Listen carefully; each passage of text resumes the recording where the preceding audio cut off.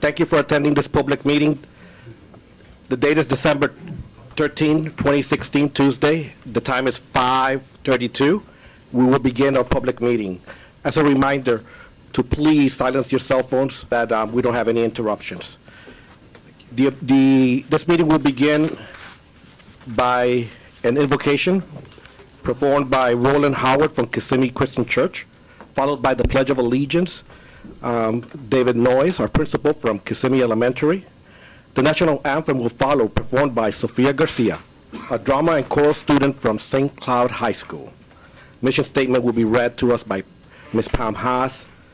The translation services are brought to you by Ms. Dalia Medina.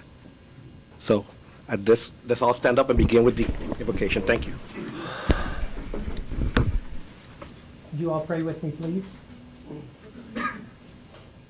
Father in heaven, we thank you for the power of education, the power to shape young hearts and young minds for tomorrow, the capacity to sculpt that entire generation and its future and build a foundation for our great nation. Father, we recognize tonight that the truest source of all education is found in you, the best source of inspiration, the noblest strength to empower a personal potential, the kindest ethic to anchor all responsibility and personal choice and productive citizenry is found in you. I pray to that end we would be found faithful tonight as we decide and as we choose and as we make policy in education. We give you praise now as we begin this meeting in the precious name of Jesus. Amen. Amen.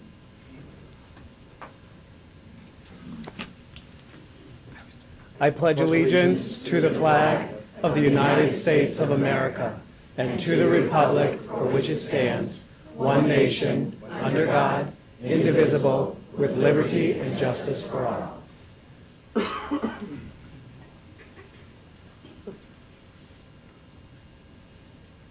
Oh, say, can you see by the dawn's early light what so proudly we hailed at the twilight's last gleaming, whose broad stripes and bright stars through the perilous fight o'er the ramparts we watched were so gallantly streaming, and the rockets were clear, the bombs bursting in air gave proof through the night that our flag was still there.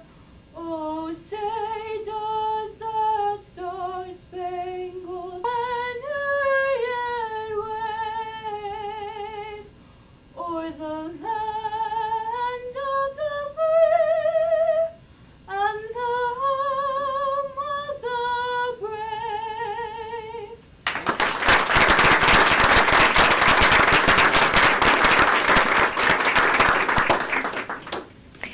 Good evening, school board members. The mission statement for the school district of Osceola County is inspiring all learners to reach their highest potential as responsible, productive citizens. Thank you. My name is Dalia Medina. I'm here to provide translation services. Mi nombre es Dalia Medina. Estoy aquí para proveer servicio de traducción. Gracias.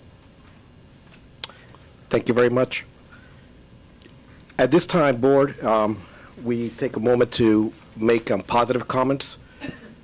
We will begin from Mr. Weeder and just go right down the aisle here. I'd like to recognize this past Saturday night, along with board members Tim Weissire, Kelvin Soto, and Dr. Pace, along with State Representative Mike LaRosa, also joined us. We were at the Central Florida Hotel Lodging Association annual Christmas Gala. And at the gala, years and years ago when they started this, they used to collect toys for students. Well, as times changed, we realized different needs for different students, and there's a lot of homeless students also. They recognize while toys are great, kids need practical stuff.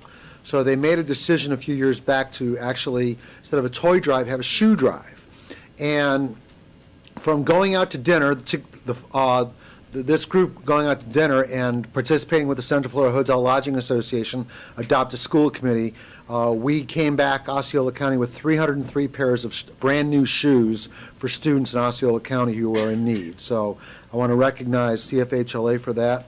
I want to also recognize a board member and our school board attorney, Ricky Booth, over a year ago started this top 10 breakfast. In his district, it was kind of like a pilot thing, and he had the top 10 students, I want to say, from Harmony and St. Cloud you started it with. And then it was so successful, we all participated. And I got to participate in it this year at Celebration High School, Osceola High School, and with Gateway High School students, and all spectacular students. Well, there was this one young man at Celebration whom, I know it's Celebration, I also have got a junior, was top 10 junior, so I knew all the kids.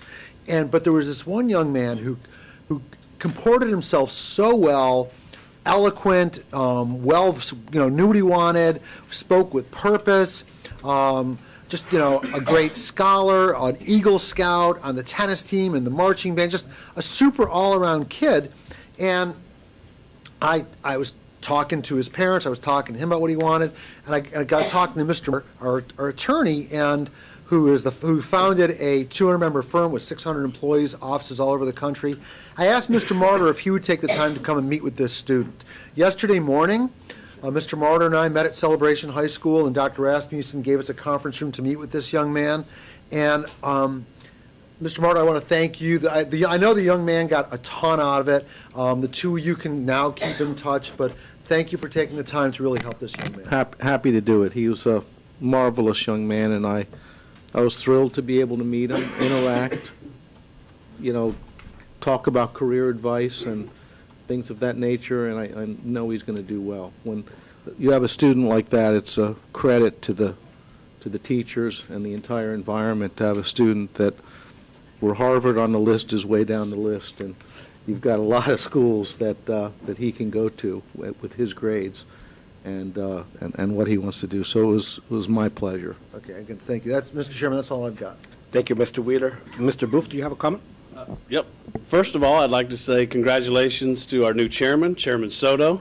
This is his first full meeting, so we can debrief afterwards about all the mistakes that you made as chairman. Fair enough. Thank you, Mr. Booth. No, I do. I was glad to make that nomination, and I'm thrilled that you are chairman. I think it's well-deserved. On a somber note, and there's probably some other school board members that might say something, just wanted to mark the passing of Judge Paladna. I know he was laid to rest yesterday. Judge Paladna swore me in here the night I called and asked if he would do that. But it's been three years ago now, and so I really appreciated that. And I know he was battling cancer, and I just wanted to say, what an outstanding individual he was, one of Osceola County's finest, and we did appreciate him. Mr. Martin from, I think he's already left, from First Christian Church of Kissimmee. Thanks for coming to do the prayer tonight. Mr. Martin, that's where I attend church on Sundays. He's out there, he doesn't preach, but he will tell you where the open and available parking space is every Sunday morning at First Christian Church of Kissimmee, so thank you to him for being here tonight. Wanted to talk about FSBA conference a little bit over in Tampa. I know sometimes you'll hear folks out in the community or just an argument that folks make in general about these conferences, why do we spend money to send people to conferences? It's a waste of money. It's not the right thing to do. That is false, by the way. Going to somewhere where you can meet with your peers from all over the state, and if it's principals going somewhere, they can meet with principals, teachers that can meet with teachers, is a great thing. And actually something that I've added to the agenda tonight is an idea that came from that conference. So I appreciate all five of us were there, and I appreciate the time we had there. So it was a good conference. And I'll finish up. We won't see you again till after the new year, so Merry Christmas, Happy Holidays, Happy New Year, and thank you all for being here tonight. Mr. Chairman. Thank you, Mr. Booth. Pass. And Mr. Weissire. Yeah, I'll start. Again, just as Mr. Booth did, congratulations to you, Mr. Soto, on being chair, and Mr. Booth and you on being vice chair, but also thank you, Mr. Thacker. You were a great chairman for this board last year, and I want you to know that I know the board, and the superintendent and the staff really appreciate your leadership over the last year as well. Mr. Booth said it very well regarding Judge Paladna. Close personal friend, a sincere loss for myself and my family, but I know most importantly for his family and for this community. He was a great public servant. He was a man of God. He loved his family, and he served this community with incredible integrity and humility and leadership and compassion for all those that he encountered. So I do ask that you certainly keep his family in your prayers as they navigate the very difficult waters that they're facing in losing a husband and a father. And it's a sad day when you realize that a 51-year-old father passes and leaves 4 children and a wife. So, and I'll leave it at that. Thank you. Thank you, Mr. Weissire. Superintendent Pace. Chairman Soto, I must say that we have absolutely a tremendously generous community. I have been attending several events very much like CFHLA where people from our community, business partners, residents, just family members have come together to donate and provide for our students. And last Saturday at Osceola, I had the opportunity to stop by and visit the work that our special programs team, Danny and Connie Quinn, and a lot of volunteers did to put on Christmas for the kids. I see a number of people here in the room where families were able to come who otherwise would not have been able to have Christmas for their children, go home with both toys and food, and more importantly, just a really rich experience. We had tremendous student volunteers from OXA, from Harmony, from St. Cloud, from Poinciana High School, as well as others, and over 300 families and 1,000 children were able to attend and be a part of Christmas for the kids. So it was a truly just amazing event and a great representative of what our community stands for. So that's all I have. Thank you, Superintendent. Well, my comments will be brief. First of all, thank you, Board, for your vote of confidence. I really appreciate the opportunity. I am humbled by it. And I'm going to follow your all advice and just have fun and do whatever I want.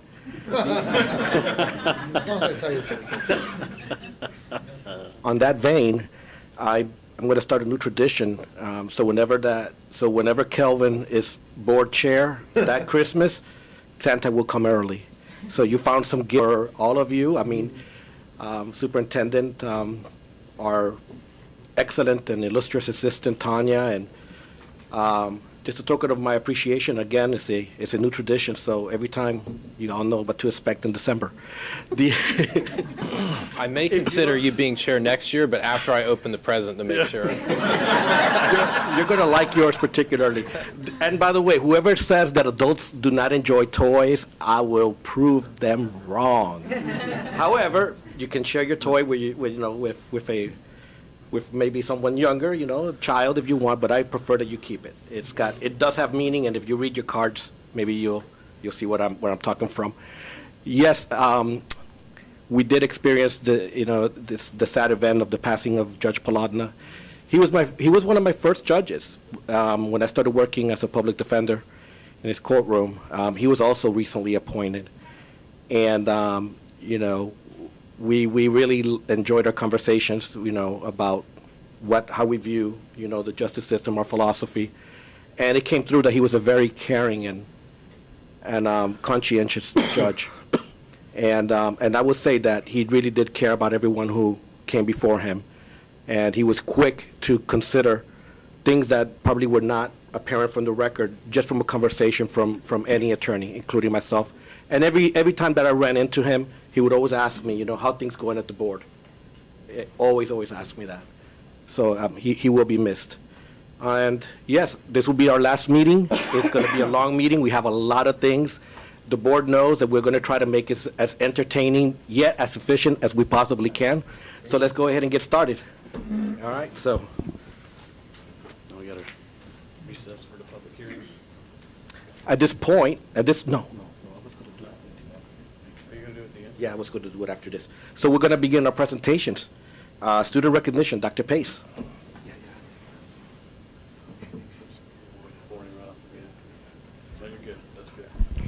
Good evening, members of the board and community. I am very excited tonight to introduce to you a very special young man named Trevante Wheeler from Gateway High School. He's here with his principal, Mr. Meadows. I want to tell you just a little bit about Trevante's story. Beginning earlier this year, Commissioner Pam Stewart reached out to us because she is now dedicating a portion of the State Board of Education to recognize students who've overcome challenges in order to reach their academic goals. And on November the 16th, we were able to bring forward Trevante for the Commissioner's Award. Trevante has faced many personal challenges, particularly in the last few years, but he has always stayed positive and optimistic. One of the things that Mr. Meadows said to me that day was he's the most positive kid I've ever met, and after spending just a little bit of time with him, I would have to agree. Through all of his hardships, including the loss of his mother to cancer when he was just a freshman in high school, he has managed to obtain a 4.36 weighted GPA. He ranks 19 out of 604 students in the senior class at Gateway High School. He's a dual enrollment student at Valencia, and he's being recruited for both his academic and his athletic prowess by Johns Hopkins, Harvard, Columbia, and other top-tier schools. He's also held the position of captain on the Panthers football team, been a member of the Beta Club, and my understanding is that his real claim to fame comes up this spring in track, as he is a track record holder. Also attending the State Board of Education to celebrate Trevante's accomplishments were Mr. Meadows, his coach Marlon Roberts, coach and mentor Chris Briggs, and his guidance counselor Andrea Richard, and also his best friend Lisa Lena Morales. And because of the outstanding recognition and accomplishments of Trevante, we want to make sure that he's ready and prepared to make that college journey a success. So we have, from our partnerships with Dell Computer, a laptop for Trevante to take to college, and Mr. Meadows has organized the Gateway staff and is providing Trevante with a set of luggage, so he's going to be able to travel and study in style. Hey. Mr. Meadows?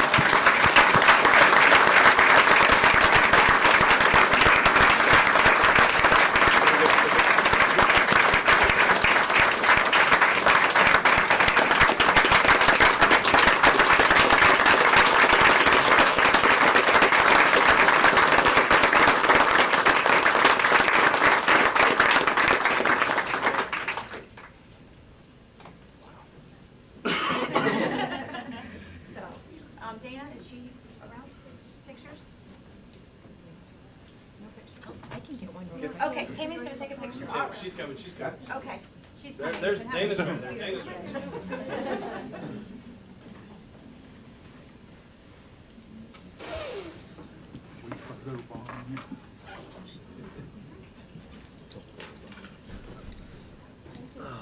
So congratulations.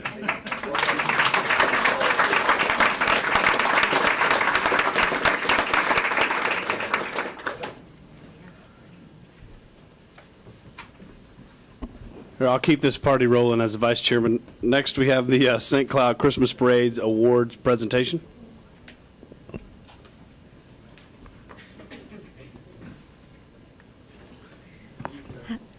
Thank you. Hello, my name is Carrie Whaley. I am the president of the St. Cloud Chamber of Commerce, and we are here to recognize the truly exceptional students that participated in our Christmas parade. After watching the parade this year, I think it is evident that some of our most talented and creative residents are students in the Osceola County School District. So I have Mr. Robert Bass and Miss Betty Demke here to present our awards. Thank you, Carrie. This is her first, this is your inaugural Christmas parade. She's our new chairman, our new president of the St. Cloud Chamber. We started this last year, and it went over so well, and I think we must have thrown the gauntlet down because now all the schools have really stepped up the pace here. But we had 115 entries. It was always, as usual, it's well attended. I tried to keep count, and Betty started talking to me, and I lost count at 14,230. I'm sure there were more people, but it's hard to tell. I'm kidding. Okay.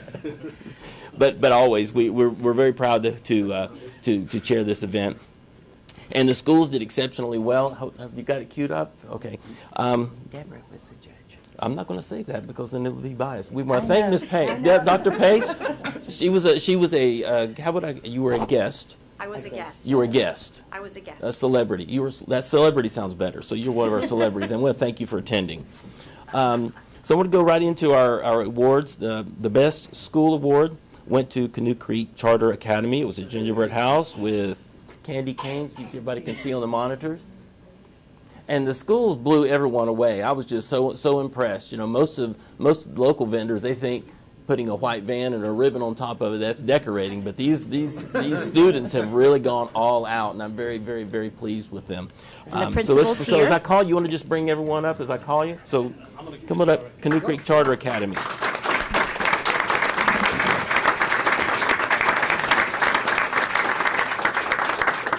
Don't be bashful. I have to owe it to our art teacher, Miss Carr. She worked really well with all our students and their volunteers. Thank you so much. Yeah. Great job. Great. Help break the camera. Come on. Come in here, Josh. I love the red sweater. All right, help us hold it. Thank you. Hold it. Jason, you want to help us hold it? Josh, you're going to give a speech.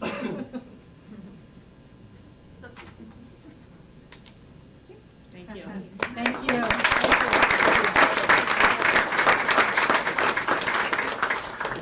Obviously, it does not end there. Our best band this year went under the direction of Mr. Ed Nagel, went to St. Cloud High School.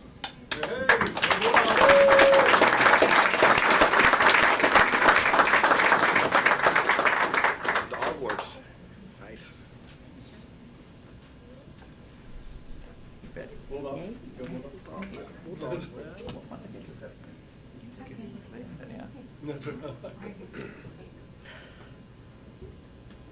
Thank you very much.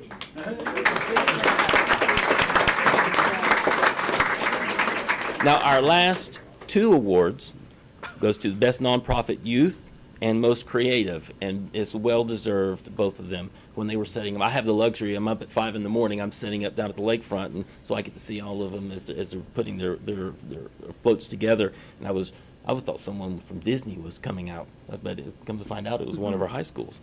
Their theme was built around Harry Potter, and of course this goes again to St. Cloud High School, and it was their dog warts theme. Dog warts. Has everybody got up there? That's not If you haven't met Miss Lowe yet, you soon will. She wins every Ah, they got the Harry Potter stuff. It was really cool. Yeah.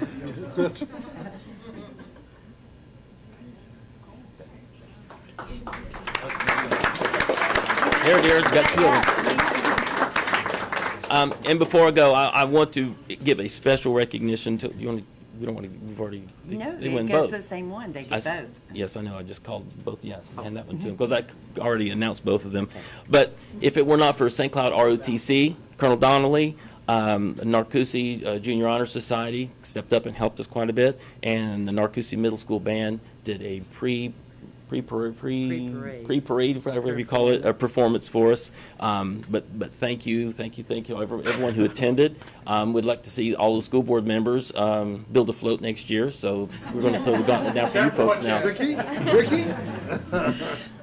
That your half cent can't go to that though. That's right. Yeah. But thank you again, folks. Thank you. Thank you. Our next presentation is from the Celebration Foundation and BB&T Partnership. And thank you, Chairman. I'll introduce this one. I had asked Gloria from the Celebration Foundation to come and join us this evening along with Mr. Brannigan. You know, we live in a time where so many people are expecting so many things from public institutions, and personally I find that to be challenging and a little out of sorts. But I think what's most important is that we recognize that it's an opportunity for the private sector to step up, as they so often do, and to provide for the great needs that sometimes our community, other communities might have.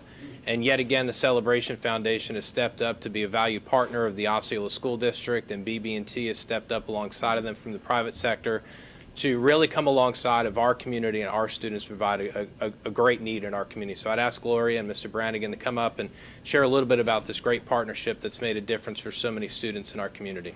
Thank you, Tim. Since you heard from me last week, I asked my partner in crime, Tom Brannigan, to speak to you tonight. Please welcome Tom Brannigan.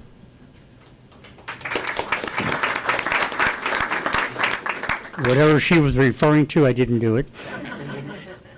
Okay, my name is Tom Brannigan, and I'm the director of something called the Green Bag Project.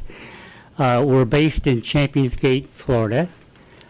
And our mission is to provide food packs, take-home food packs, for children in need in Osceola County each weekend. Okay, to that end, let me tell you what we've done so far, and we've named our program Learning Without Hunger, because as we talk to these children and to these teachers, these kids really have issues come Friday afternoon if they know they're going home where there may or may not be food. So what we're doing is this. In September of 2010, the Green Bag Project opened 3 in-school weekend food pantries. The first was Westside K8, Reedy Creek, and Sunrise. We would go out and raise money, and we would go to Aldi's and buy a couple $1,000s worth of food, stack it up in front of the school, take a picture, and then store it in the school, and it would be packed up and sent home with the kids every Friday. I then one day received a call from a staff person at your FIT program, the folks, I think they were based out in St. Cloud. And this person called me, and she was crying so much I couldn't figure out what it was that she was trying to tell me. But she was trying to tell me that BB&T Bank had just came up with a grant or gift of $200,000, and they specified they wanted that to be used in some measure for food. And that group was aware, because of the FIT kids, of the in-school pantries that we already had. So we said, yes, we'll be happy to participate. We formed a group which included the Celebration Foundation, some staff people from the FIT program, some county employees, and some church groups. And we started talking about this, and we decided rather than spending the $200,000, which would be the easy thing to do, that we would try to create a network of support throughout the county where this would continue after this $200,000 was long gone. And I'm here to tell you what we've done in each of your districts to that effect. It first happened in Celebration. We formed a group called Celebration Cares, but they tagged in the zip code. It's Celebration 34747 Cares. And they were able to go into a fundraising mode and provide all the funds needed for the schools in Celebration and Floral Ridge, I think, are the schools that they now service. We have count in the county now. I'm going to hold that back. I'll tell you that in a while. The next group, I received a call from a church in St. Cloud. And so we went out and started meeting. We had several meetings in St. Cloud with several churches. And we formed a group, and that group today consists of 8 churches that collect all the funding, raise all the funding, or collect all the food to provide for the 10 schools in the St. Cloud area. That's called St. Cloud Cares, and they really do care. By the way, St. Cloud Cares is a 501c3, and Celebration Cares is a 501c3. We then went on to Kissimmee. We have 3 geographic locations: BVL Cares, Kissimmee Cares, and Point Santa Cares, and they're works in progress, but we're getting there. In Kissimmee, there's a group called the Presentation Brothers, which is a Catholic organization based in Dublin, Ireland, so we're a little bit international. The Presentation Brothers provide all the funding, and they do it very well, for Kissimmee Elementary, Thacker Elementary, and Highlands Elementary. And that's headed up by Sharon Zagorski, and she really does a great job with that. The other schools, we have some partnerships established, but our goal is to find a permanent partner or a permanent funding partner for every school in the county. We now have established in Osceola County 28 in-school active food pantries that are providing take-home food every Friday of 10 food items to over 1,000 of your students every week. Now let's talk about the cost of doing that. The cost is slightly over $6 per child per Friday. If you do the math, it's about $216,000 a year. And our goal was to not spend that $200,000 without reproducing that $200,000. We've done that now. We're in our 4th year. So the $200,000 from BB&T has now turned into $800,000. And in the next school year, we anticipate, or we know, we'll be topping over the $1 million mark. So very quietly, we're finding some solutions. This is all community-based. There's no government funding in this. We're not asking anyone. It's strictly a community-based program. Now, I want to thank the school board. I don't even know if you're involved, but we want to thank the school board because there's a lot of logistics involved in handling this quality of food. We had the good fortune, there's a gentleman named Mike Jackson who's involved with Celebration Foundation, and he took us to Save-A-Lot stores. They have a warehouse in Plant City. So we designed a program, pre-pack our pallets. There are 10 food items, so they pre-packed the pallets, 4 feet by 4 feet by 4 feet, with the contents for 288 backpacks of food. We then load these on a tractor trailer. Our biggest purchase was 27 pallets, which was a full tractor trailer. That was delivered over here to the school district warehouse where it was stored. And then on request, the school district warehouse takes a pallet to each school as we request. It's an amazing system because we're handling thousands and thousands of pounds of food every week, and we never touch it. So it's worked out wonderfully well. As I said, this all started with BB&T Bank. At the same time that the Green Bag Project had established 3 Osceola district schools with food pantries, we did the same thing in Polk County. We opened 3 schools at the same time, September of 2010, in Polk County. Osceola County now has 28 schools. Polk County still has 3. So the difference was the lack of funding or the funding regarding BB&T Bank. So we just want you to have all that information. There's a parent group called Osceola Connected, and Gloria Neese kept asking me to come to these Osceola Connected meetings. Well, I'm not a meeting person, particularly if they take place in the morning, because I'm retired. But she kept insisting, so I went to a few meetings, and it turned out to be a setup because I'm now serving my 2nd term as chairman of Osceola Connected.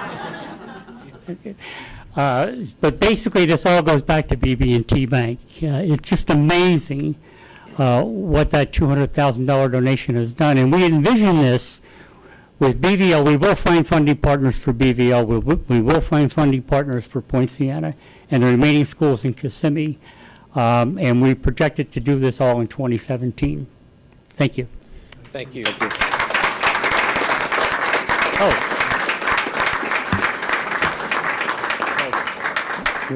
One other thing, I need to introduce Gilbert Smith of BB&T Bank. Thank you. Very good.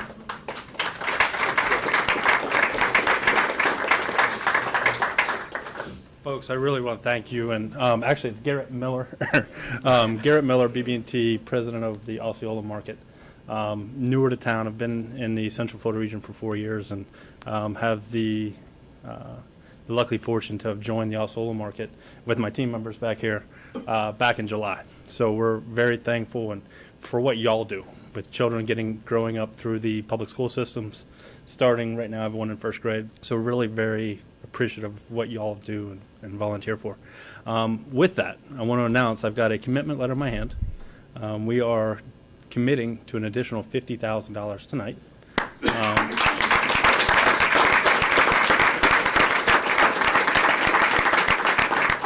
So the team with the Celebration Foundation and the school board and everything y'all have done with the funds of the $200,000 has been just tremendous.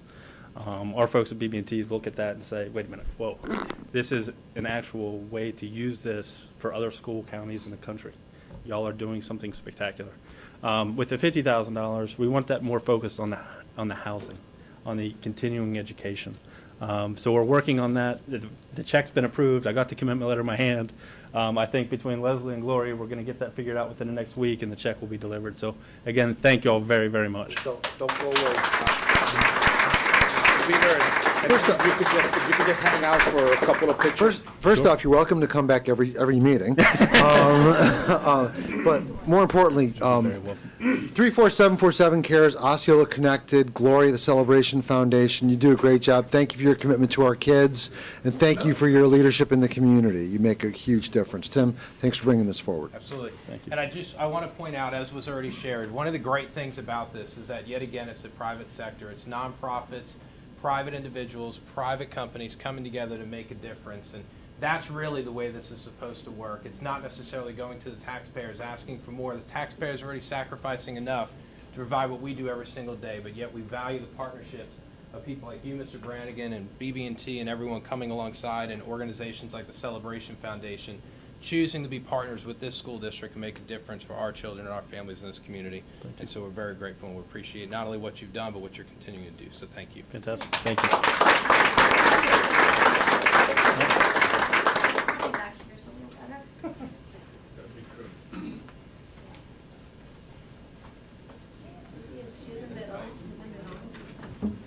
You're trying to turn sideways, and it makes you look thinner. Yes.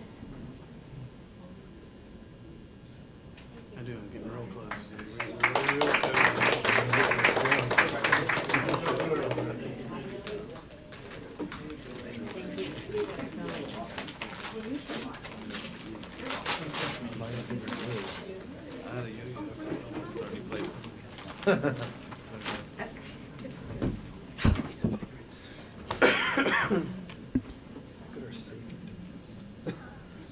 So that concludes presentations this evening. And now, for that moment that we've been waiting for. Appointments and transfer. Superintendent Pace. Thank you, Chairman Soto. I am very excited tonight to bring forward some awesome recommendations for the board's consideration. First of all, welcoming home to Osceola County is Dr. Laura Reinhardt to be our Assistant Superintendent for High School Curriculum. Laura, would you like to come forward?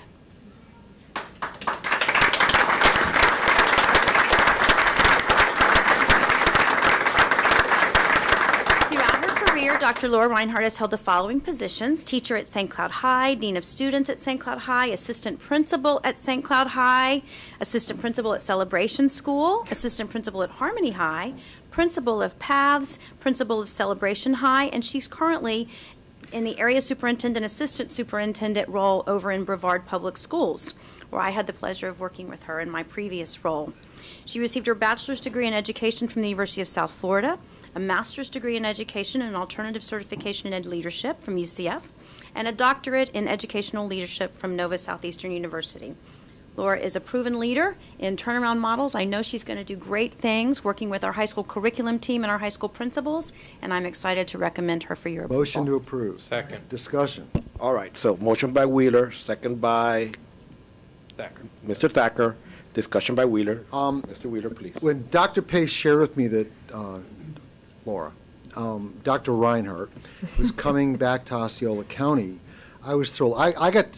Laura Reinhardt took over Celebration High School. It was a D school. She turned it into an A school. She launched the IB program. Laura, I know, I can't speak for anybody else, but I know that if we want higher reading scores, higher math scores, higher standardized test, ACT, SAT scores, more career and technical education programs that will produce students into higher paying jobs with industry certifications, greater matriculation to top universities and just universities in general, I know you are the right person. Now, with that said, I know Laura. I've got great respect for Laura. She will get people out of their comfort zones, but the people getting out of their comfort zone, that's a good thing, because your expectations are high. You will bring them along to where they can get to and show them how to get there, even though they didn't think they could. That goes for staff and students. So I'm thrilled that you're coming back, Laura. Thank you. That's all I got. I'm sorry, Mr. Chairman. I just want to say that I was a student when Ms. Thank you, Mr. Booth. Well, you've been successful in obviously everywhere else. No, nobody wants to remember the time when Ricky was in high school. He was a very good math student. Thank you. That was really a nice way of putting it. You can't read. That's a way of saying that I probably never shut up. Dr. Reinhardt, I can think that Ricky has improved since then. Don't bet on it. Any further comments? No, I'd just like to spend some time with you and learn a little bit more about Ricky as a student. I'll make a motion to not allow that. All right, so We're good. board, is a motion. you. All in favor, please state aye. Aye. Aye. Opposed? None? Okay, motion passes 5-0. And Dr. Reinhardt's husband is here. Yes. With her. She might want to introduce him.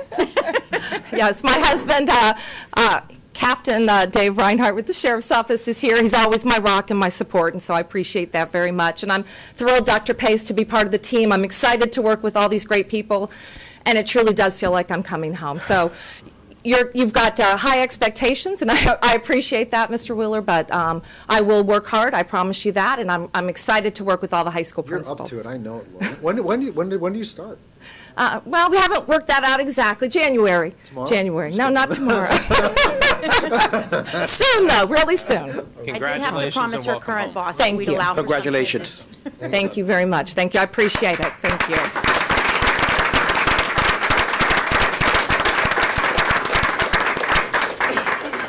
Next for your consideration board is Ada Michelle Perez Schwartz. Michelle, would you like to come forward?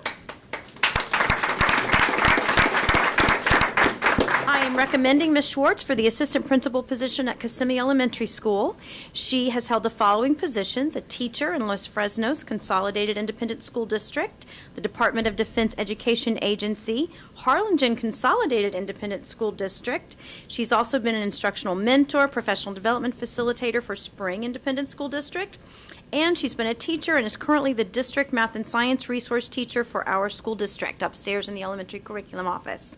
She received her bachelor's degree in elementary education from Texas State University, her master's degree in education curriculum and instruction from the University of Phoenix, and her ed leadership certification from Stetson University.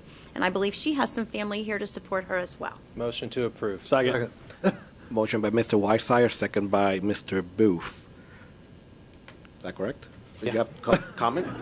I felt like you had a comment coming. That's Well, why you paused. missed something. I was able to observe her today when we had Neptune playing. She also likes the Peanuts Christmas music that they were playing as well. Somehow that didn't make her bio, and I don't understand why. Well, who doesn't? What was I thinking? They started playing, and she lit right up when they came. Oh, my God. Okay. All right, so on that motion, so motion to approve by Weissier, second by Mr. Booth. All those in favor, please say aye. Aye. Opposed, none. I'll say none. I have 5, right? I made it. Thank you. Come introduce. Whoa. All these people showed up to support you. You should introduce them and embarrass them. Right. Especially if they're your kids. Just kidding. Yes. My husband, Jeff Schwartz, and my twin boys, Nicholas and Diego, are here. But I also have family who's tuning in from Texas, so I don't even know where to look. But, or if they're just listening in. But Say hi, Mom. we did it. I just really want to say that I'm so appreciative of my family and the leaders that have kind of molded me to get to this place. Many of which are sitting here with me today. Others that are, as you can tell, all across the nation because I've taught in a lot of places. But I just appreciate the opportunity. I appreciate joining Mr. Noyes' team, and I'm going to work really hard to serve the children and the families of our community. So thank you very much. Thank you. Congratulations. I can tell you that to you boys there, growing up the son of two, not just one, but 2 educators is tough. You always have to do your homework. And your mom and dad know everything that goes on at school. Everything. Just remember that. Next for your consideration, board members, Ms. Deanna Hebler. I am recommending Deanna to be the assistant principal at Discovery Intermediate. She has held the following positions: teacher at Horizon Middle, dean of students at Horizon Middle. She received her bachelor's degree in mental retardation in elementary education from Minot State University, and her master's degree in educational leadership from Grand Canyon University. And I know she's going to be an asset to the team with Mr. Ramos and his staff. Motion approved. Second. Motion to approve by Mr. Wheeler, second by Gotta say, Mr. Weissier, comment by Mr. Wheeler. Discussion.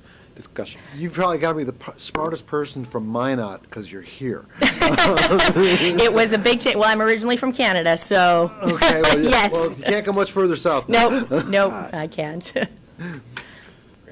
Well, good. All right, so then all those in favor? Approve the Aye. motion? Aye. Opposed? None? Congratulations. Thank you.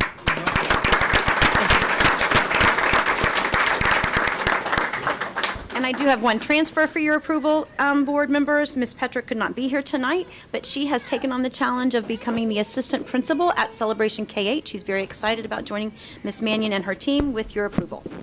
Second. Okay, motion by Thacker, second by Mr. Discussion. Wheeler with discussion. I know that Susan's not here, but I've known Susan a very long time. She's a terrific educator. She knows the community out there. She knows the school out there. Susan is, we're lucky to have her willing to go back and be the assistant principal at Celebration K. She'll be awesome there. I agree. All right, with that, all those in favor, please state aye. Aye. Opposed? Motion passed, 5-0. Congrats, I guess, for a transfer. You're all welcome to stay. Jeff, you have to stay, actually. We need you, Jeff. Especially with your kids. Gosh, man. So many exciting things happening. All right, so, gosh, everybody's leaving just when it was about to get fun. It's because you're a fun guy. No, I mean, this is open for public comment. I don't have any public comment sheets, Okay. right? Is there anybody? Is there any, this is the opportunity for public comments. Is there anyone who would like to make any public comments at this time? Okay, hearing none, let's go on to the next section of our agenda modifications. What do we want to recess? I don't know, okay. Recessing now? All right, so, We have a blue sheet item needs to be added, right? Yes. We have a blue sheet item needs to be added under the consent agenda, I believe. Okay. Yes, under out-of-state travel, we had one addition to the list that was originally submitted in the packet, and that has been noted on your blue sheeted item. Okay. all right. Hearing no other, Right. motion to approve the agenda I wanna- with the I wanna- as modified. I want to make one modification. I'm sorry. Pardon. I just want to add under new business, 2017. Wow, Jay, could you be any more? That would be the next year. In case you're wondering, that wasn't a. Begins in a few weeks. Okay. Is that consent agenda? That's, So that's just normal, okay. No, that's under new agenda business. All right, so modification. we have a motion by Mr. Thacker to approve the consent agenda. I will second with Jay's, if Chase, Chairman, yeah, so I Thacker- approved, or or my motion meant to. former approve Chairman Jay's Thacker will change. approve that. Okay. I will second by I will Mr. second Booth. it. All right. All right, all those in favor, please state aye. Aye. Opposed, say no.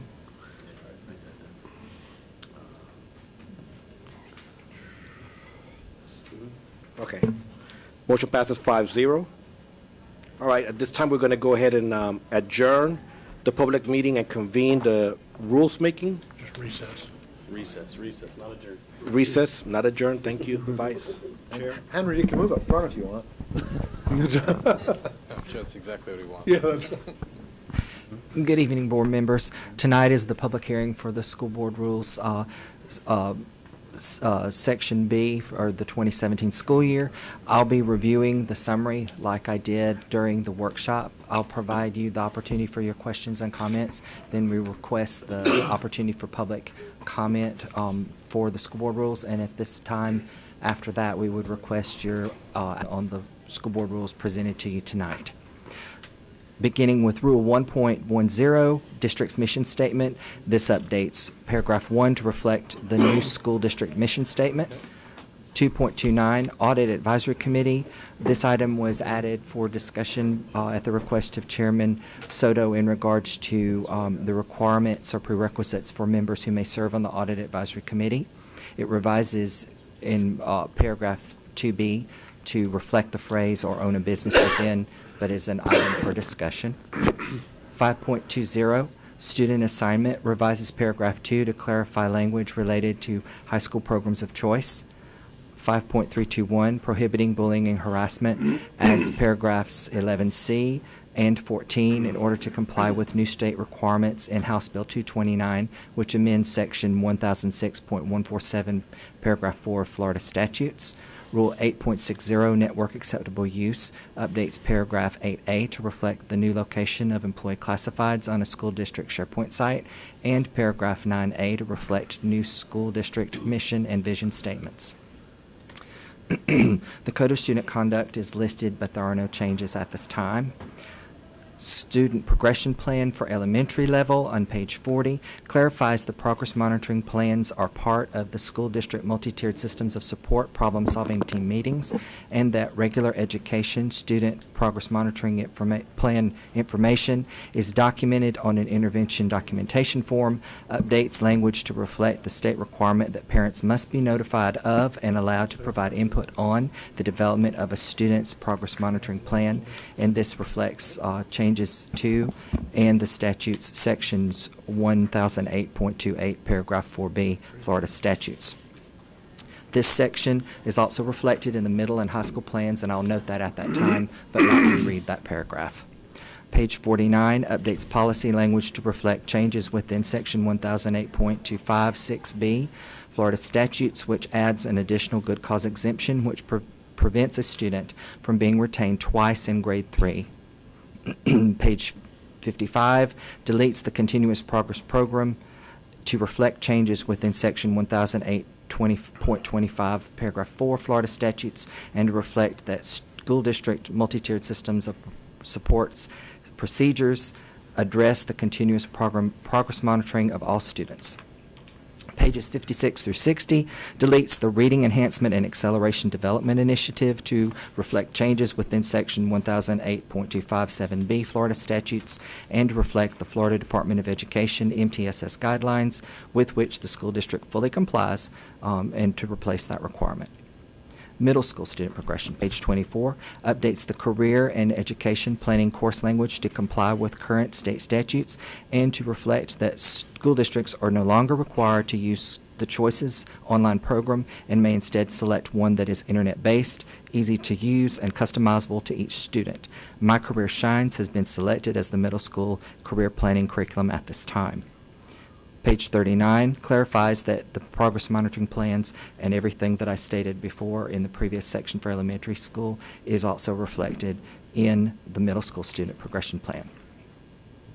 High school, page 29, updates the section Florida System of School Improvement and Accountability to include requirements for character development within House Bill 1147 and section 1003.42 paragraph 2S Florida statutes, which require that the character development curriculum for grades 9 through 12 shall at a minimum include instruction on developing leadership skills, interpersonal skills, organization skills, and research skills, creating a resume, developing and practicing the skills necessary for employment interviews, conflict resolution, workplace ethics, and workplace law, managing stress and expectations, and developing skills that enable students to become more resilient, self-motivated. And that's all. Page 56 clarifies that the progress monitoring plan are part of the school district MTSS problem-solving team meetings, etc. This was repeated from the elementary and middle school levels at the high school level. Page 46 updates the section Credit Acceleration Program to reflect the changes within section 1003.4295 Florida statutes for student acceleration options for credit earned based on passing state assessments. Page 65 updates the section Graduation Requirements to provide consistency in graduation requirements based on state requirements and current student cohorts. Page 77 updates the section Concordance Scores to reflect the changes within the redesigned SAT administered in March 2016 or beyond, permits either score of 430 on evidence-based reading and writing or the score of 24 on reading.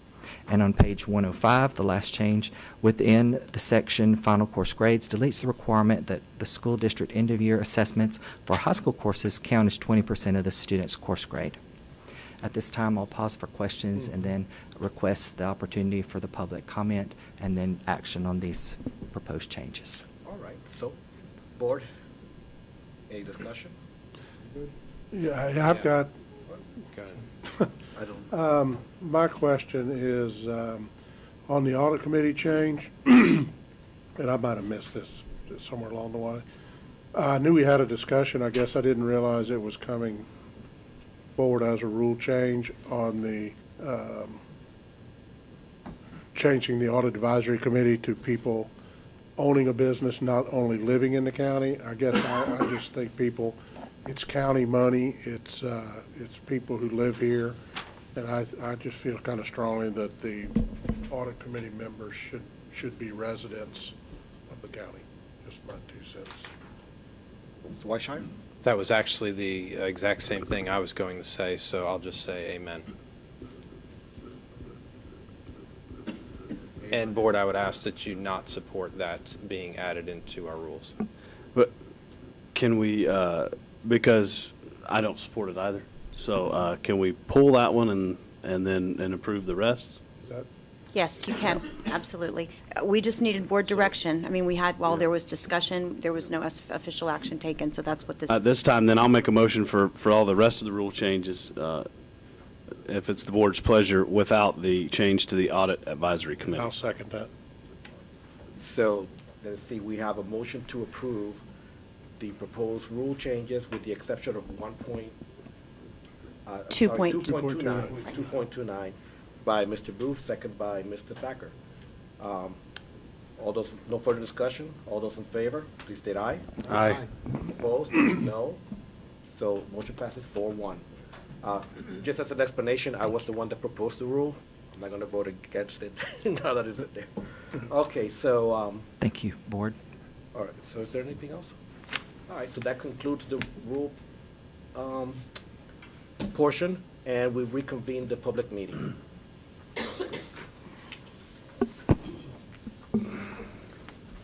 We approved the consent agenda already, didn't we? Yes. Yeah, we got information. Information. I think we're right now at the information agenda items. Yeah, Cal. Sorry.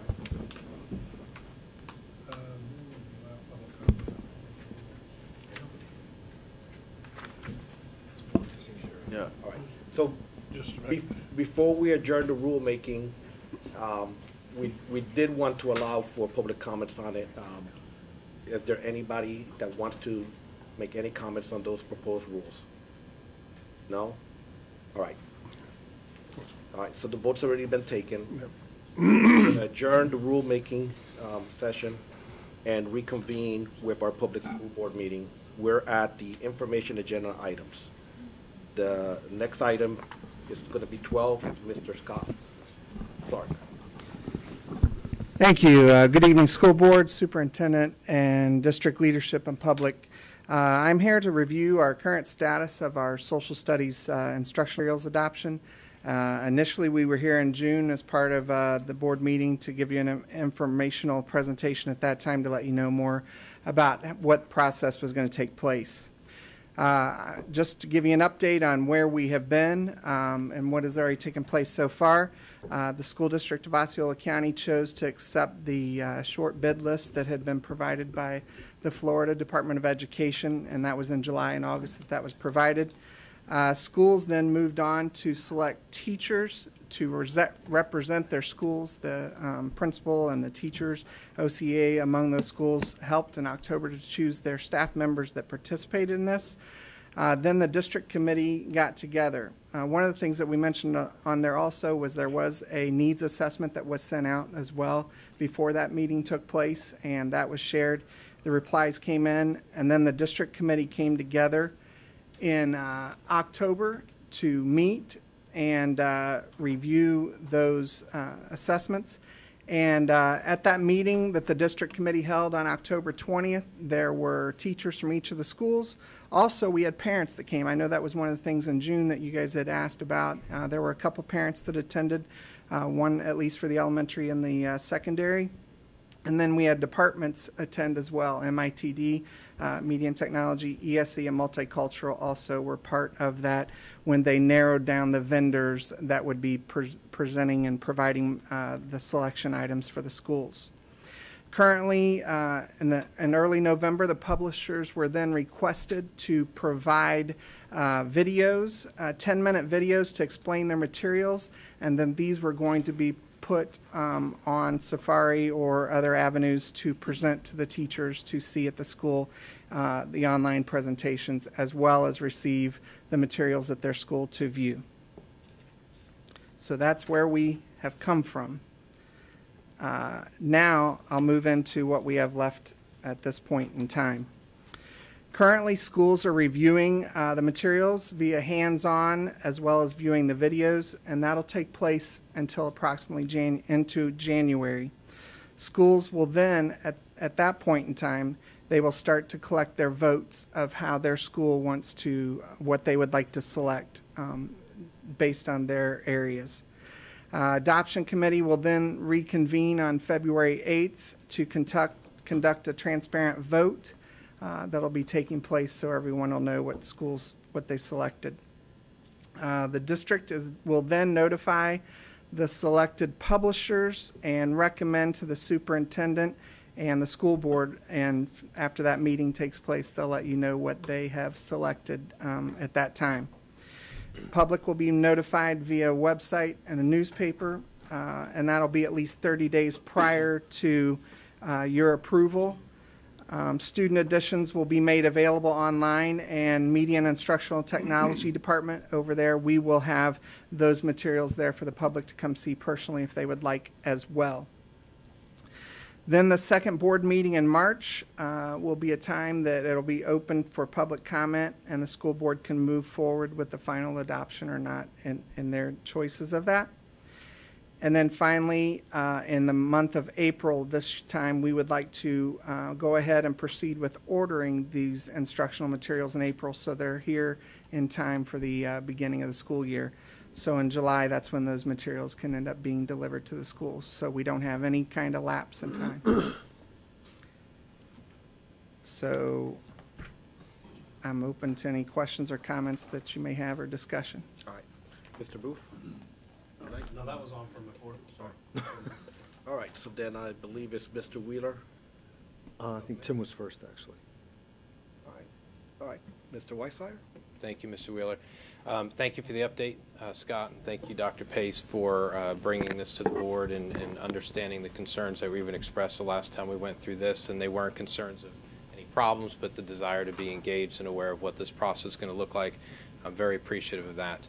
I would just ask that all of the information and all of the materials be made available to the board members for review as quickly as possible, aside from what will be made available for public consumption, but in our office as well, so that we have the opportunity to look through that, read through the material, and make sure that it's in line with what we would want to see taking place within our district.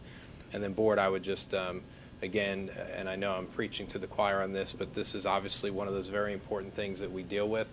Making sure that the material that's going to be taught in our schools aligns with what it is that we believe should be taught in our community is obviously very important. So I, of course, ask your indulgence in working through that process as we move forward towards that February-March deadline of approval. Thank you. All right. Mr. Wheeler? Scott, thank you. Dr. Pace, by adopting this content, can we expect an improvement in performance in these areas?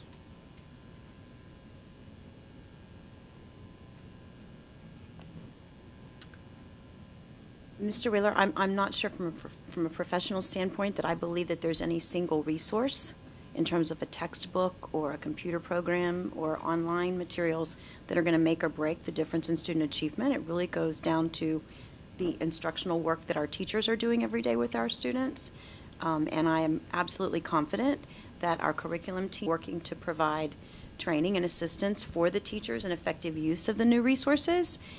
And it's the standards that drive their content. So if the textbooks are one resource. Okay, so if the teachers are trained to use this information properly, will that result in an increase in performance? I wouldn't say that. A textbook is a resource. It's one resource that teachers have at their disposal to use as they look at the standards and develop their lessons to meet the needs of our students and help them achieve the standards. So then that's what's going to guarantee improvement. Then predicated upon the competitive resources that offer the same thing, why is this one the best one? Is it based on price, based on what makes this one better than another one? We're not down to one yet. That's where we are in the process. Okay, thank you. This is just an outline of the process to get us to one. Right now, our teachers have the opportunity in our schools to review the materials, to work with the materials hands-on, to watch the presentations from the publishers themselves to help make the selection of what they believe is going to be the best resource at their disposal to help improve instruction and improve student achievement. And then it will be up to the board. The board will have that same opportunity to review. I guess I'd like to hear from, once there's a selection that is committed to, a teacher that was part of that selection, and hear from their perspective why this is the best choice. We can absolutely make arrangements to have that. Like I said, That'd be great. as Mr. Clark outlined, it's a pretty transparent process with teachers having an opportunity from every school site to be a part of it. We've invited parents to be a part of it. We'll certainly make opportunity for the board to review as well. Well, you made a great point relative to, the teachers. They're the ones who are delivering the content. They're the ones working with the students every day. So they've got to work with whatever is selected. Exactly. And once a teacher is on board with this selection, I'd like to hear from them why they think this is the best one. Absolutely heard. Understood. Can we back up one slide? Just keep the previous slide on. Yes, thank you. Mr. Thacker. I just wanted to thank you for your process and ordering your materials in April. The intent is to get materials here in students' hands, and I've worked for a publisher for 25 years. I can tell you, telling them in August makes it almost an impossible task to have that happen, so I think you're wise to do that. And as a previous administrator, not having your text in your kids' hands the first week of school is equally as frustrating. So that's why we are making sure this process is getting us to that point that we will be able to make that decision It's by been April. very strategic in that approach and timeline. It's very wise. I commend you on that. Thank you. Mr. Weissire. Thank you. Can you just share with me a little bit about parent involvement thus far in the process? We said we invited some parents. Did we get a lot of engagement? How do we go about that? What does that look like? Well, just from what I know from the comments that came back from the people that led the elementary and then the secondary, is there was a parent at each one of those initial meetings where they broke it down. I can tell you from past experience and speaking with people as well, they also share these choices with the SAC committee normally is what is taking place. I don't know if that's every single school that did that, but that's one way as being a former principal that happens as well. I also am aware that there are those that are making the materials available for parents can see at the school. But once we narrow that down and we make that choice, it will be available in our department, and that's going to be announced out to everyone to come see the ones that are selected, and it'll also be available for them to see them online as well. So they'll have a few steps and stages along. The teachers are the ones who will be doing the voting that ends up coming in at this point as well. The parents were involved. I'm sure some parents can give input as well at the school before they bring their vote that represents their school as well. Okay. I'll just echo what I said before, and I appreciate that. That's good answer, good outline. I just want to make sure we always are very intentional about keeping parents engaged in this. These are their kids. We say they're ours because we take ownership of the responsibility we have for them, but ultimately these children belong to a family, and I want to make sure that we're always very mindful of how much we can do to engage them in this process, and we also know that the more parents are involved, the better students perform as well. And so the earlier we can get them understanding about what's going on, and I understand we're not going to get 500 parents from the school involved in this, and we don't probably want 500 parents from the school because it's very unwieldy, but I always want to make sure we're very mindful of the importance of creating that connection and that buy-in and that involvement from our community.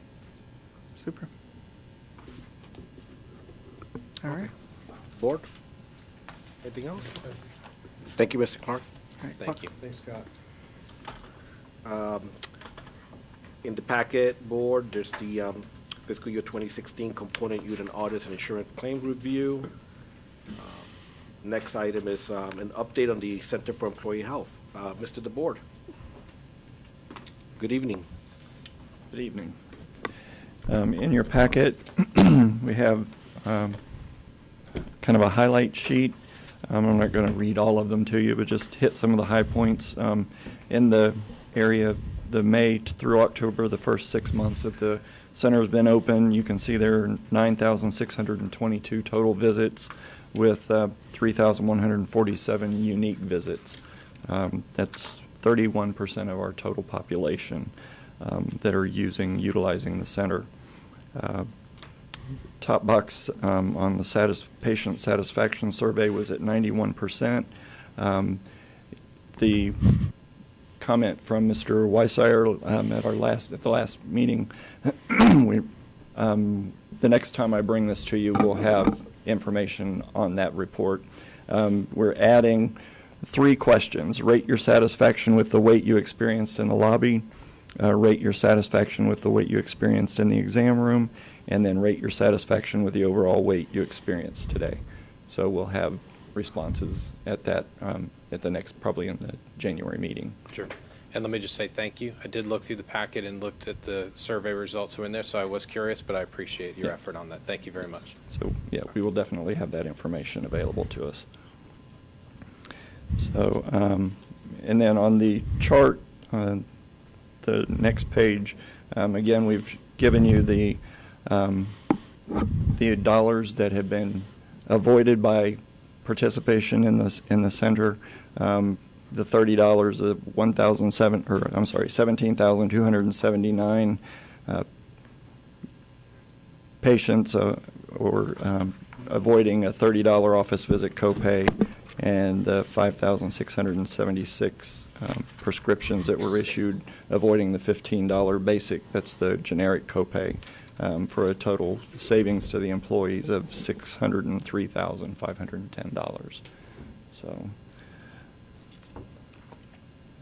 and like I said, we will definitely have that additional information at the next meeting. Board, any discussion? Chairman, I'm good. All right. Thank you, Mr. The Board. Is there anything else you'd like to add? I think that's it. Okay, well, thank you. All right, next thing, Board, in the package you'll find information on Health and Life Insurance Trust Fund monthly report. And that's all we have for the information agenda items. So now we move to the regular agenda items. Mr. Chairman, I'll make a motion to approve under regular agenda, Roman numeral 7, items A through D for approval as submitted. Okay, so under curriculum and instruction, the items A through D, motion to approve by Mr. Wheeler, second by Mr. Booth. All those in favor, please state aye. Aye. Opposed? None. Motion passes 5-0. Mr. Chairman, on Roman numeral 10, I'll make a motion to approve items E through I as submitted. That is a motion by Mr. Wheeler on human resources, items E through I. Is there a second? Did you get a second? I haven't. Second. Second by Mr. Thacker. Any discussion? Seeing none. Board, Yes. all those in favor, please state aye. Aye. Opposed? None. Motion passes. Mr. Chairman, 5-0. I'll make a motion to approve item 11, business and finance, items J through V. Second. Okay, so there's a motion, business and finance, items J through V by Mr. Booth, second by Mr. Wheeler. Any discussion? All those in favor, please state aye. Aye. Opposed? None. Motion passes 5-0. Mr. Chairman, under Roman numeral 13, I'll make a motion to approve items W, X, and Y as submitted. We have a motion by Mr. Wheeler, facilities, items W, X, and Y to approve. Is there a second? Don't all jump up at once. Don't everybody jump up at once, yeah?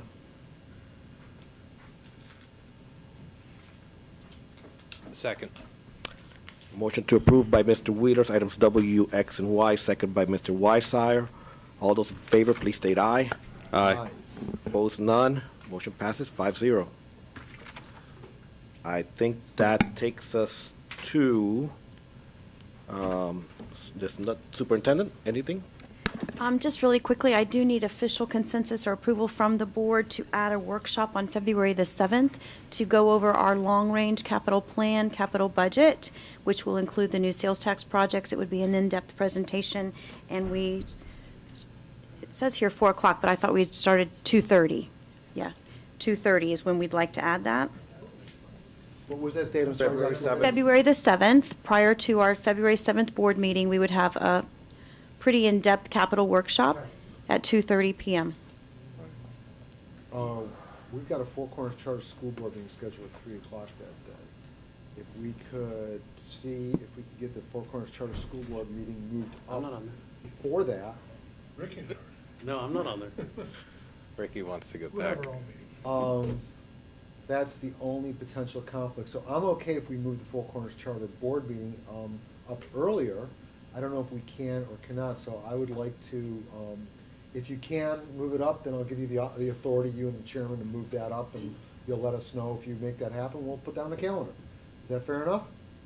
I don't know what authority I have over the Four Corners Charter Board, but we can Okay, certainly three do our of us are on best. that- Jay just granted ultimate authority. Three of us are on that Has board. been spoken, so you are good. Three of us are on that board. So let it be said. Let it be So, done. so it is written. So let it be done. In case you're wondering, board. So saith the shepherd. Apparently, so there's saith no the- objection to that, Dr. Pace. Is that, If I could offer? Yes. As chairman of the Four Corners Board, you can decide anything you need to with that meeting, so if you, and I agree with Mr. Wheeler, so just take the lead and reschedule that one. And we're going to schedule the workshop for? 2:30. So if we can put the Four one? Corners at 1 o'clock. Yeah. 1 o'clock? Yeah. All right. Okay, hang on, wait, hold on, let me rearrange my schedule. 30 on February. So I'm here from 1 o'clock until the next day. February 7th. February 7th. Yes. Mr. Chairman, if That's you what would we had please- talked about, sir. If you would please let the powers be Hold on a at second. Four Corners know about We that. have a board meeting on the 6th? No. 7. The board meeting's on the 7th. What calendar are you looking at? Hold on. Um, Oh, that's on That's Tuesday. February, Kelvin. He's looking at Okay, 2006 calendar. 6? Okay, it all makes sense now. Thank you. All right, so, Titling this workshop again? so we'll try to go ahead and move the In-depth. Four Corners for Dr. 1 Pace PM. workshop. And we'll have the workshop at 2:30? 2. At 2:30, okay, all right. Gonna let Jay go first. Are we clear with that? Yes, sir. Thank you. That's all I have. So, since your school operation, Clyde Wells, you know what I mean? Is there anything you want to? I think we got a big binder from you or something. Right, well, that's, We approved it. We already approved. right. Oh. We're done with that. All right, so, next item. Attorney, report, legal. Except Good? We have a we have an executive session, right. Unfinished business. Anyone has unfinished business? Now's the time to speak. No? No unfinished business by anyone?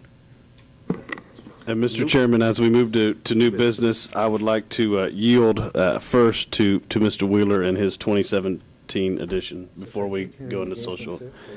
No, please. Board, I've got to say, since I've been on the board, I'm very proud of the work we've done this year. We hired a new superintendent, we got a half-penny sales tax passed. There was a lot of heavy lifting that went on this year, and we have a great leadership team and a great board. We've gotten a lot done, and we've got a strategic plan that we can all be proud of. I guess the question I'm asking, and I talked with Dr. Pace briefly about it, is we've climbed a few significant mountains this past year, and it needed to be done. I'm glad we did it. And I guess the question I've got for the board, and I don't know if anybody's even thinking of it, in 2017, other than keep on keeping on and, keep on moving the needle in the right direction, is there anything else really that we need to think, okay, this is another one we got to get across the goal line, and we got to do it in this time frame, et cetera? And the question is, I'd just like to hear from the rest of the board and Dr. Pace. So that's really where I'm going with this. I'm proud of the work we've done, and I'm proud to serve with all of you, but I need to know, what do I have my track shoes and cleats on again for this next? Mr. Thacker. I have had several conversations with Dr. Pace about this over the last months, probably, but even more so in the last month. Yeah. And we are making great strides in this district. I firmly believe that. I also firmly believe we've got some perception issues about this district. Absolutely. And I can tell you, I will tell you an example. I spoke to a fairly prominent attorney in Orange County a week or so ago, 2 weeks ago maybe. And when he's making comments to me like, I cannot get any developers to build projects in Osceola County for a home worth more than $250,000 because of the school district. Those are the kind of perceptions I'm sick and tired of. I don't think they're accurate. I've asked Dr. Pace and I have talked about things that we could possibly do. We've got a couple meetings with people to talk to about things we could possibly do from a perception standpoint. I don't believe those comments to be true, but perception is reality. And I can tell you from my own personal standpoint, if you ask what I care about in 2017, it's that piece. So what, okay. And I don't ask me what the answer is. Okay, no, that's sorry, because I think you make a valid point. Man, I'm looking at, I know we've got master board training. I don't know, and I realize you can't, there's a lot of things you can't anticipate. I mean, if a hurricane hits or something like that, you just got to deal with it as it is. But I think that we are on a really good track. Clarence, to your point, that has, when Dr. Grego was here, it's an issue. It's an issue still today. And you're right, I don't know how necessarily to overcome that other than to keep on keeping on and like we did tonight, steal as many good people from everywhere we can to get to where we need to get to. And, pardon my language, damn the torpedoes, full speed ahead. I mean, I don't know what else to do, what else to say relative to that, but I agree with you. I think we're doing some great things. I think things are going in the right direction. I have always wanted to accelerate the timeline rather than necessarily wait for the process to play out. But I recognize that we're talking about 63,000 students, and you got to move at the pace you got to move at. Which is not to suggest that you're not pushing as hard and fast as you can, but we are on the right trajectory. I firmly believe that we've got the right people in place. But again, I'm proud of what we did in 2016, and I don't want to beat a dead horse. But I don't know what, Clarence, you made a good point. I guess Tim will hear from my good friend with the pocket square. Chairman, you good? Mr. Weissire. Thank you. First of all, I completely agree with you, and I'll be hosting in the spring an economic summit for this entire region. As one of my roles in the real estate community, and I think there's going to be a great opportunity, and we should talk about how to infuse some of that, because it will be the Tri-County area in particular that we'll be working with, and I think there's a great opportunity for us to layer in some of those pieces. I had intended to talk to you about it anyway, but since we're talking about this priority of the board and the superintendent, I think that'll be a great opportunity to get the word out to the largest professional trade association in the state of Florida. That has a direct impact every single day with exactly what you're talking about.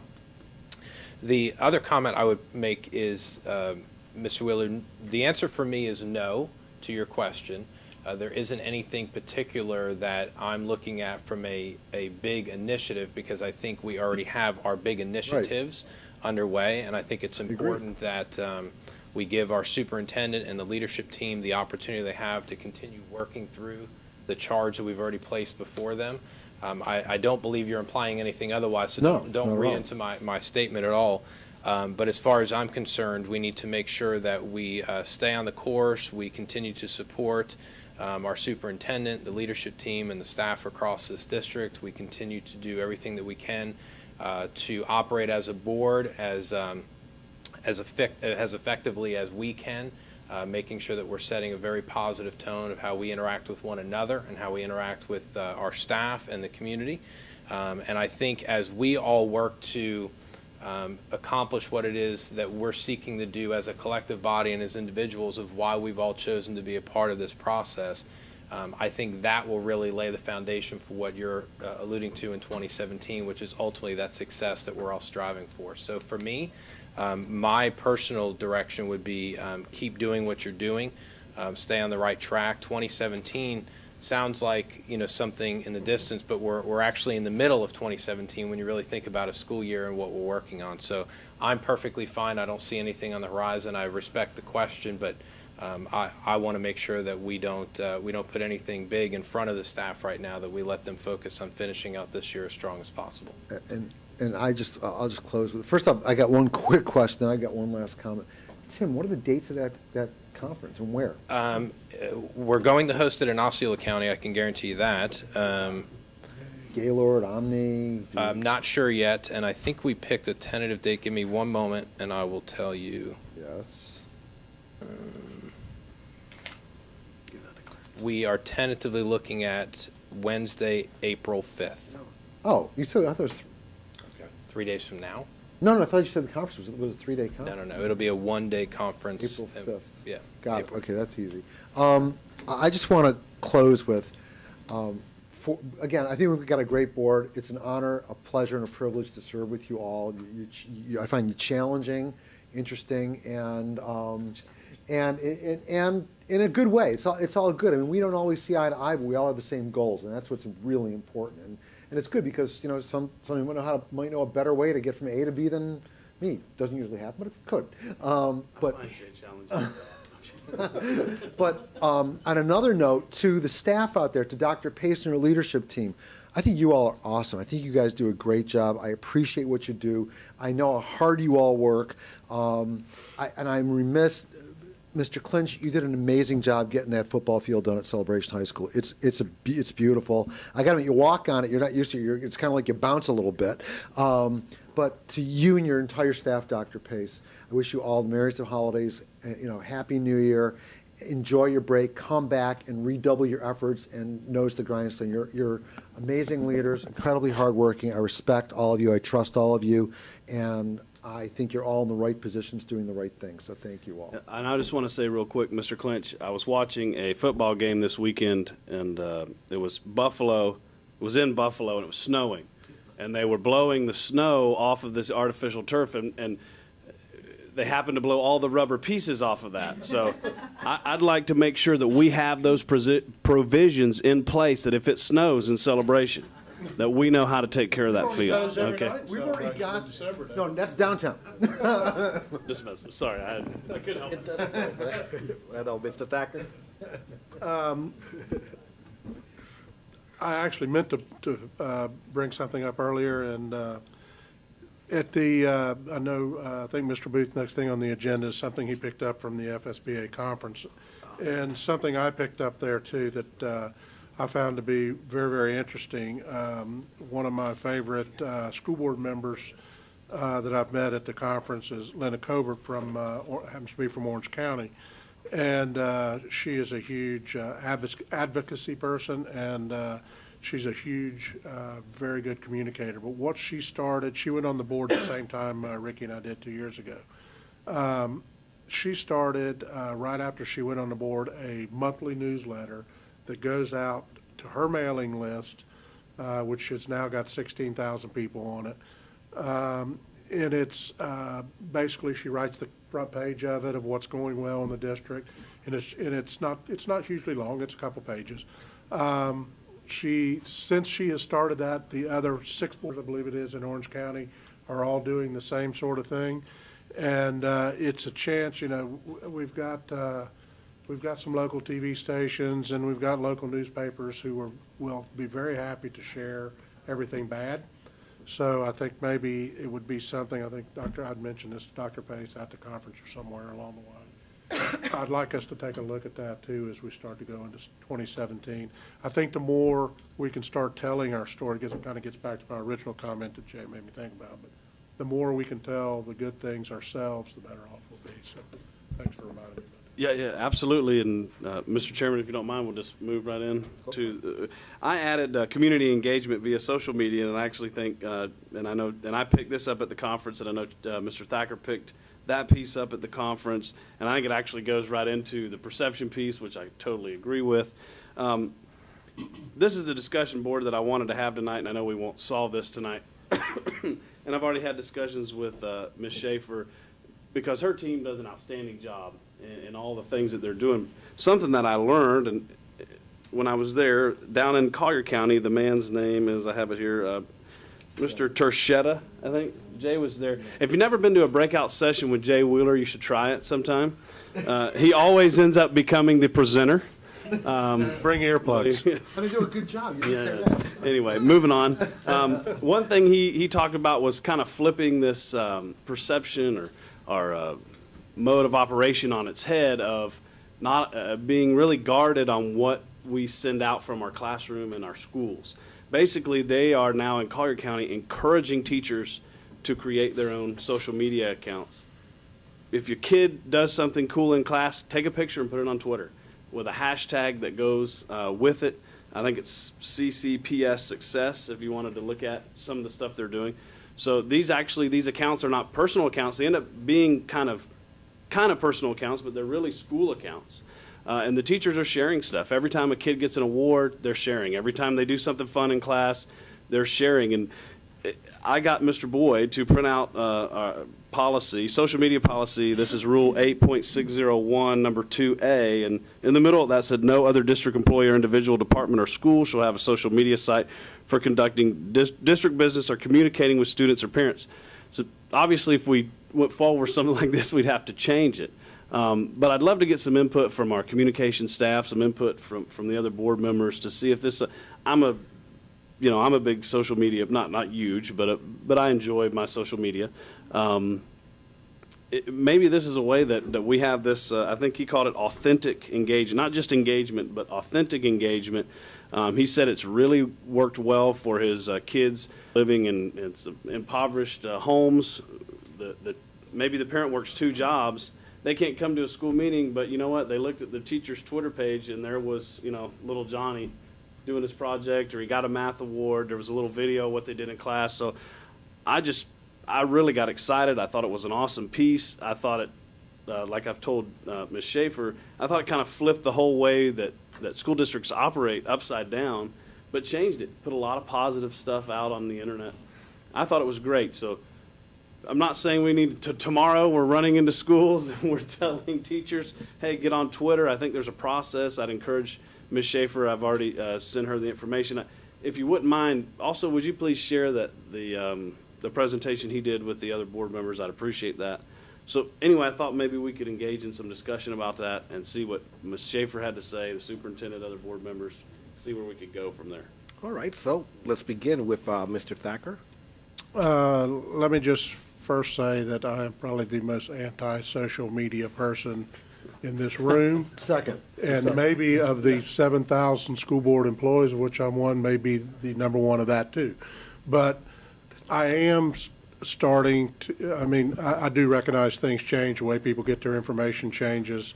And I'm starting to come around. I don't want to be on Twitter and I don't want to see it, but I recognize the fact that the thousands and thousands and thousands of people that check Twitter, look at their Facebook, or use Facebook all the time. I don't necessarily want to, but I would also give up and say, I think I agree with Mr. Booth. I think anything we can do to tell our story is, I'm all in. Excellent comment. Next is Mr. Weissire. I suspect that we're probably all going to agree as we go down the line on this conversation. Mr. Booth, I appreciate you bringing this before the board. Sure. I had shared a little bit with Mrs. Schaefer as well. I'm 100% on board with anything we can do to increase awareness of the spectacular things that happen every single day on our campuses, in our classrooms, and across this community. And I've said long before I was on this board and long after I'm off of it that if people just really knew how blessed we really were to have the students and the staff that we have across this district, the conversation would change very quickly from some of the things that we so often hear. And so social media is here. It's here to stay for the foreseeable future until the next MySpace is created. But as it stands, we have to use that. We have to be continually working to engage people where they are. And social media is certainly one of those effective mediums. And as I know all of us, except for maybe Mr. Thacker, I guess, use social media in some way, whether it's personal or business. It is exactly what you mentioned, which is that authentic engagement, which is the key piece of it, and the organic nature of allowing people to see something that speaks to their heart, and then their desire or willingness to share it, talk about it, repost it, retweet it, whatever the case might be. So I'm 100% on board, and anything we can do, Dana, to continue to build upon the work that your team is already doing and the stuff that we've been working on over the last number of years in that regard. You've always known I've been 100% in support of that. Superintendent, I want you to know I've always been 100% in support of that, and I will remain that way. And so if we can learn from our peers in Collier, as Mr. Booth pointed out, then let's do it. Let's figure out how we can do it and make sure that we're letting our community know the great things that are happening. No, go ahead, Mr. Wood. Yeah. First off, Ricky, I appreciate you bringing this up. I've got a question first for Dr. Pace and your leadership team. Where are we as far as allowing employees to use their own technology in the workplace? I mean, I know there was a prohibition. I don't know if there's still a prohibition in place. Robert, would you like to respond to that, please? We're looking at internal systems that we need to put in place to protect the network against devices that are brought in. We're making good progress on that, but we're not at a point now to open it up to that technology. When do you think we'll get there? Probably the second quarter of next year. Okay. I think that that'll help a lot because people are used to using their own devices. That's number one. Yeah, that's a question I raised, Mr. Wheeler, and that was the funny thing. He said you ban Facebook and Twitter, but every teacher's phone has 4G network, so they're using it anyway. And we have opened Facebook and Twitter since the beginning of the school year, not to specific individual accounts, but so that they can access it, and YouTube. That was one of the things that Mr. Curran did as soon as he got on board. And also, as you're aware, Dana and Robert worked together with staff to develop some clear policies for our schools and have allowed them to start their own Twitter and Facebook accounts. Dana, how many are we up to? We're up to 49. Of our schools have school-based Twitter accounts. Oh, yeah. Right. And I know that's in our strategic plan over the next 3 years to get all of them on board. I'd certainly hope that's. We're trying to provide some guidelines along the way so that This we whole can keep piece it was safe, about- but we've definitely opened it up. But certainly, we'll continue to explore the teacher piece, as you've said.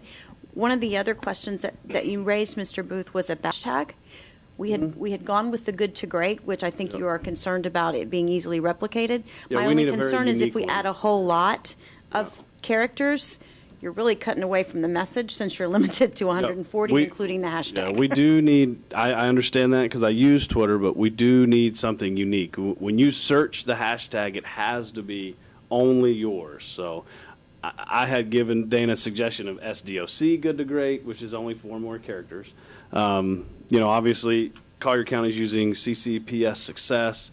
I don't think we need to be SDOC success. We could if we wanted to, but we could come up with but it's something I think going forward. I mean, just talking about this media piece, social media piece, things have got to be unique. I think the individual that was putting it talked about the retweeting and the grandparents are retweeting, the parents are looking at it and sharing with their friends. It just becomes a way to engage a lot of folks about all the great things, not just that we're doing on the district level, but what our teachers are doing in the classroom, which is really where it all happens. I will. It's okay. No, it's all good. Obviously, we've got to be concerned about confidentiality with students. I mean, sending pictures out, things like that. But I'm all in, and I just want to share this also especially for the leadership team more than anybody else, is that. And I'm going to go back to Central Florida Hotel Lodging Association as an example.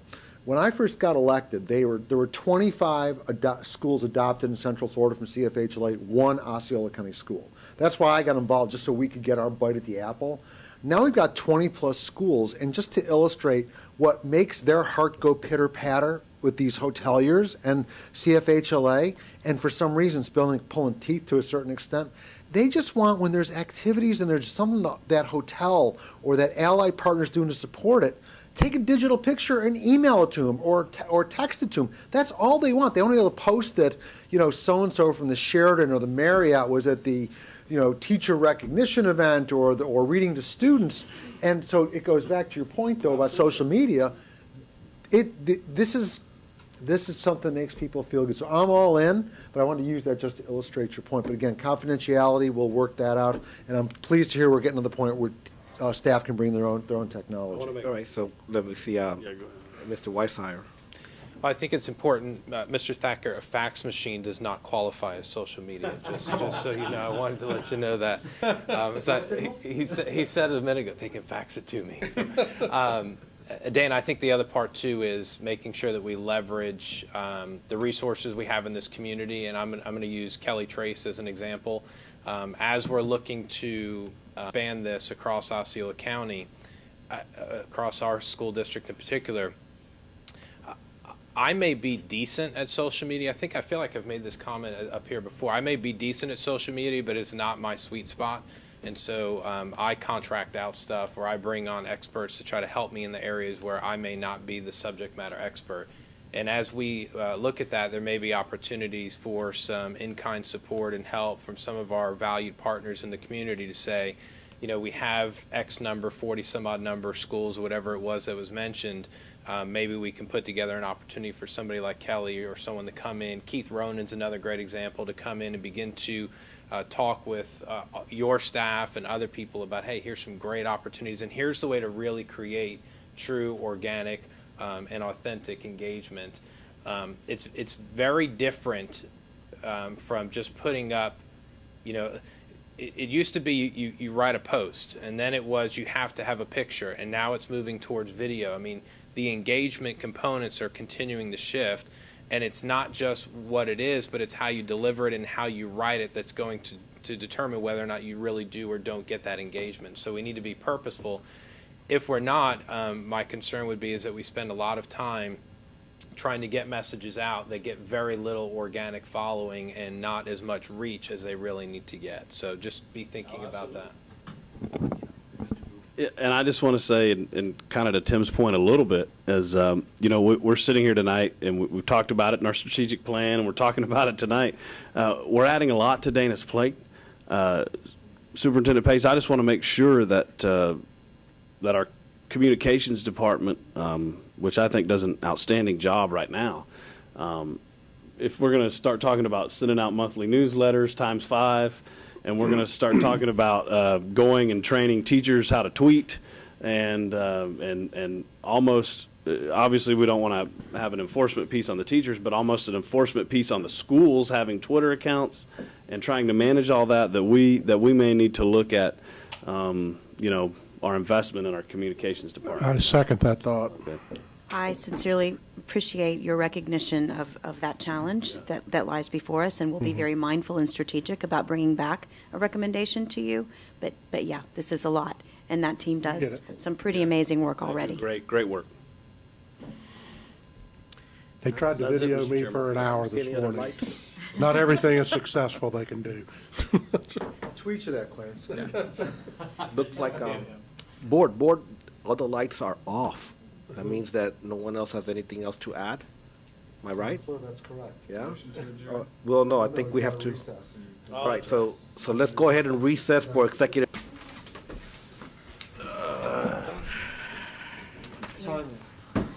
That room will be open and back when we get done with the executive session?